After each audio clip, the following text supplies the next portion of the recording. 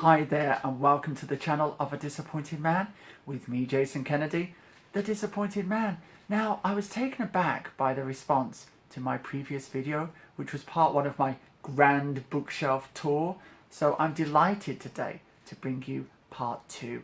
And I think you may find it even more interesting because there are some great books on these shelves and they cover the 18th and the 19th centuries. And we'll begin with the greatest literary figure of the 18th century, Samuel Johnson.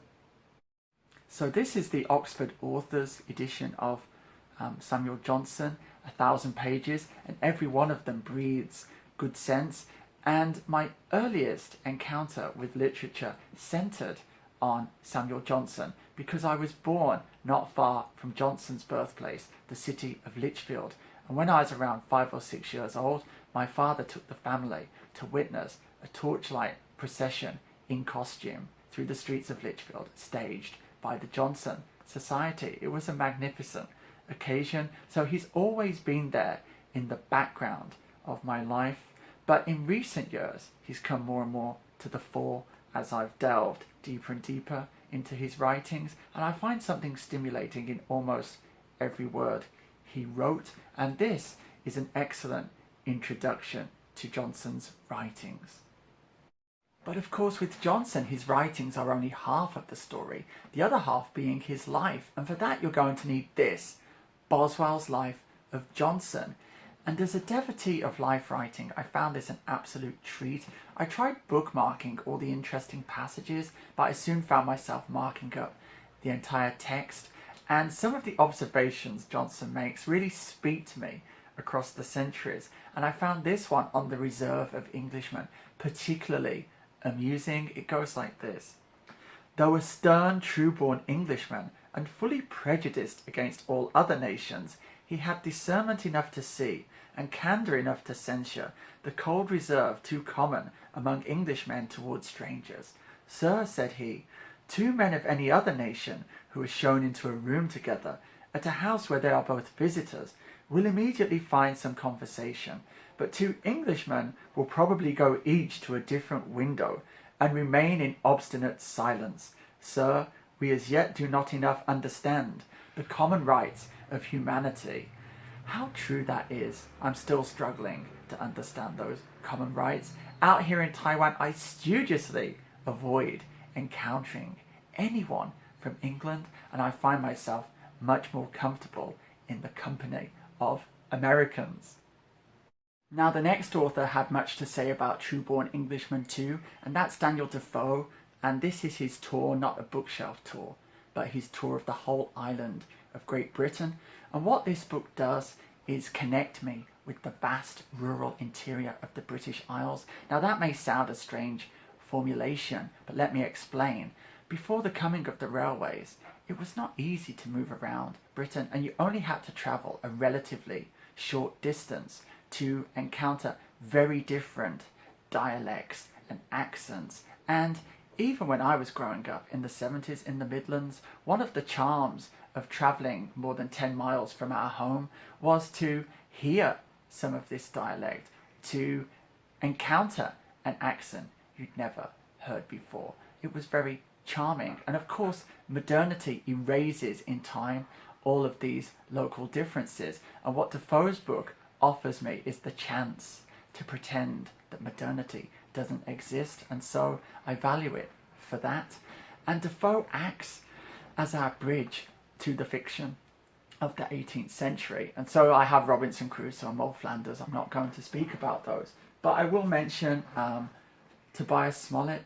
I have all of his books. I'll just pick up on this one, Roderick Random. It was published a year before or after the publication of Henry Fielding's Tom Jones. It's very raw and primitive in many respects, but the life upon ship is beautifully presented. It's very vivid and amusing too, but sometimes just in terms of its documentary qualities, it's of great interest. There's a naval bombardment of a fort in South America, which is really deep and gripping. Reminds me of Prosper Mérimée writings too, from the next century. And there are some great characters too. There's Captain Whiffle, unforgettable dandy in here, and Morgan, a Welsh God-fearing individual who speaks constantly of his got. Very, very good, by Tobias Smollett. Then there's Tom Fielding, Henry Jones. I mentioned it in a previous video, so I won't go into it in too much detail, but it's a 900-page carry-on movie, basically, and it's gripping from start to finish, always amusing, masterfully plotted, and is still standing as one of the great achievements in English literature, the great comic novel. So I recommend this too. It's a long read, but a great read. Then we have Sir Walter Scott hiding behind there. My Walter Scott section is pitifully small, but that is going to change. They don't really appear in the used bookstores in Taiwan, so I'm having to order them through the internet, but they will be arriving shortly. And then we go on to a writer who Scott championed at the beginning of her career, and that is Jane Austen. Here is the annotated Northanger Abbey, which is actually the only Jane Austen novel I've read. And it's very, very good. It's got lots of good pictures in here, although the annotations are kind of overbearing at times. You almost find annotations for table, a four-legged piece of furniture, as if you really know nothing at all about the world. But my plan is this year finally to rectify this glaring omission and to read the other Jane Austen novels. They're all there, bar Persuasion, so I will get onto that. Then we go into some non-fiction, and this is really good. It's the rise and fall of a Regency dandy. You can't engage with the Regency without engaging with the figure of the dandy. And this has a great backstory. It was locked in a bank vault for 150 years and then unearthed and published, and it's a gripping account of gambling and vice during the period. Even more full of colour is this biography of Beau Brummel, perhaps the first modern celebrity, and you see how Beau Brummel grew up in Downing Street because his father was working for the Prime Minister, Lord North, and sitting at the family table was one of the great wits of the age, Richard Brinsley Sheridan, the dramatist. And what you grasp from books like this is how literary history is kind of tied together, because while Beau Brummel is 5 or 6 years old and the Gordon riots happen in 1780, you know that in another part of London, William Blake, as a young man, is walking towards Newgate Prison to watch it burn. And so these kinds of books help to knit things together and store the timeline in your mind. And to just another word on Brinsley Sheridan is there are some great productions available on YouTube of these plays, and there's one where Donald Sinden plays a starring role. It's absolutely hysterical, and I'll have to put the link to that in the description below. So if we move down to the next shelf, we have here at the front my adventure stories and then my detective fiction, and it begins over here with Robert Louis Stevenson. And I don't think I need to address his classic works, so instead I've chosen one which you might not be so familiar with, and that is The Master of Ballentrae. And it's about brotherly rivalry, and it's really a Gothic fiction, and what distinguishes it are two things. Firstly, the sharpness of the psychological portrait of the two brothers, the dynamics between them, and then secondly, the master himself, who's one of the biggest bastards in the whole of English literature. And the story takes us on this adventure from Britain to the French Indies, and it culminates in North America. And the climax of this novel is one of the most satisfying of any novel that I've read. It's extraordinary and so fitting. That is a wonderful so-called minor work by a real master, Robert Louis Stevenson. If we move on to the next author, it's H. Rider Haggard. And with him, you have to avoid the minor works because they're usually terrible, and instead focus on the classic ones, which are King Solomon's Mines and my favourite, She.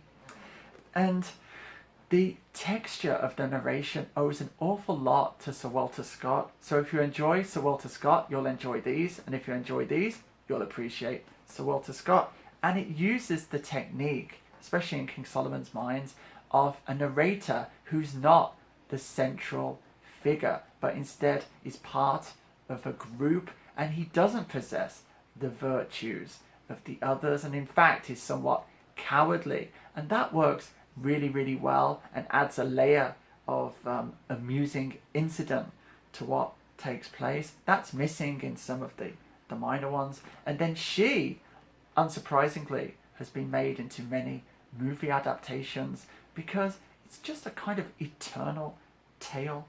It's really well done, and the first chapter is so exciting. It just ends on this line where it says, "The next day they set sail for Zanzibar." How could you not be drawn into a book like that? Then we have some H.G. Wells, who's kind of neglected now. So I have The Time Machine by him and the wonderful Island of Dr. Moreau.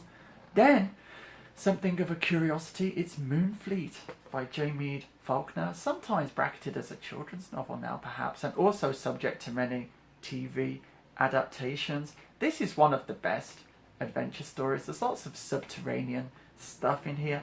The plot is really improbable, but the episodes are truly thrilling, and the relationship between the orphaned boy hero and his surrogate father Elzevir is truly well done, much better realised than it needs to be for this kind of tale, and that does elevate it. This is wonderful, Moonfleet. Then we have Conan Doyle, The Lost World. I did a video about that. That was excellent too. And then we move on to The Gentlemen Thieves. The first one here is Arsene Lupin, the recent subject of a great Netflix series which kind of reimagines the tales for the modern era. I've got one with a great cover which is taken from one of the French editions rather than the TV tie-in one that you'll find now. Sherlock Holmes features in here too because Arsene Lupin outwits him. In one of the tales he steals Holmes's watch without him noticing because he's a master pickpocket. Formally, these are really well designed stories, much better than these by Raffles, but Raffles is just such a wonderful character that you forgive the kind of flaws in those tales. These ones are structured magnificently. I recommend both of them. Then we have The Hound of the Baskervilles, absolute classic. I used to live very close to Dartmoor, and there was a famous hot dog van called the Hound of the Basket Meals that would be parked up on Hound Tor. So that always raises a smile when I look at this. Then we have this all the Sherlock Holmes tales in these two volumes. I've read them all, and I think my favourite one was Silver Blaze, with an honourable mention for The Adventure of the Empty House. But many of them are extremely impressive. I don't think any serious reader of English literature can miss out on the pleasures of those Sherlock Holmes stories.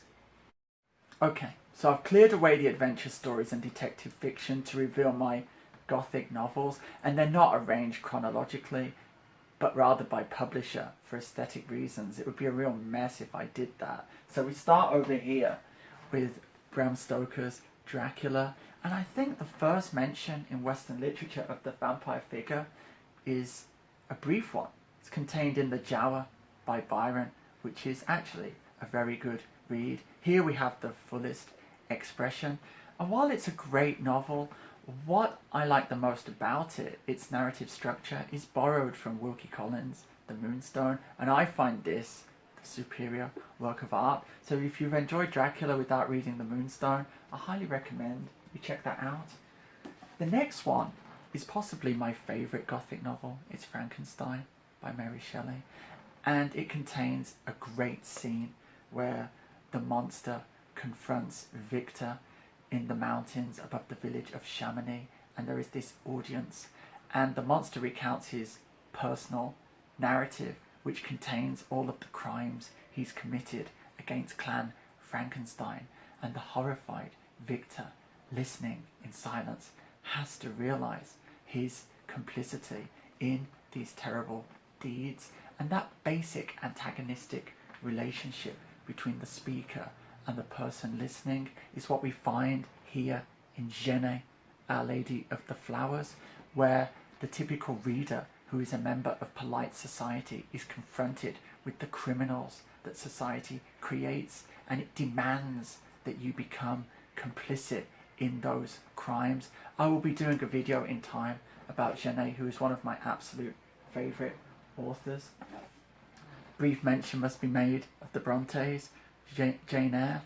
I always dither over whether Jane Eyre is better than Great Expectations because they're very similar in many respects, and I've kind of come to the conclusion that Jane Eyre is better because the power of Charlotte Bronte's imagination in this novel is greater than that shown by Dickens in Great Expectations.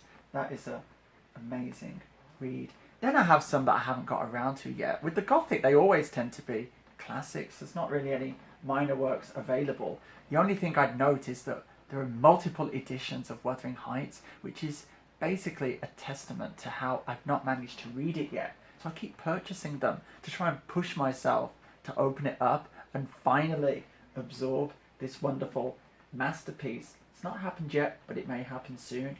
The last one I'll conclude this video with is Edgar Allan Poe, and it's The Murders in the Rue Morgue and Other Tales. And I'm a huge fan of Edgar Allan Poe. He's one of the few people deserving of the epithet genius when it comes to literature. And my favourite tales by him, of those I've read, are The Pit and the Pendulum, which is incredibly good, and The Gold Bug, which centres upon cryptography in the way it unfolds and is deeply exciting and wonderfully imagined. And I think I'm going to conclude this part there. Now, I'm sorry that I've edited this second part together, but the heat in Taiwan and the fact that my AC is so noisy means I've had to do it this way. So I'm sorry if it didn't flow quite as much as part one, but I hope that nevertheless you've enjoyed it. So I'll repeat my mantra: be safe, be strong, and until the next time, Nanu Nanu.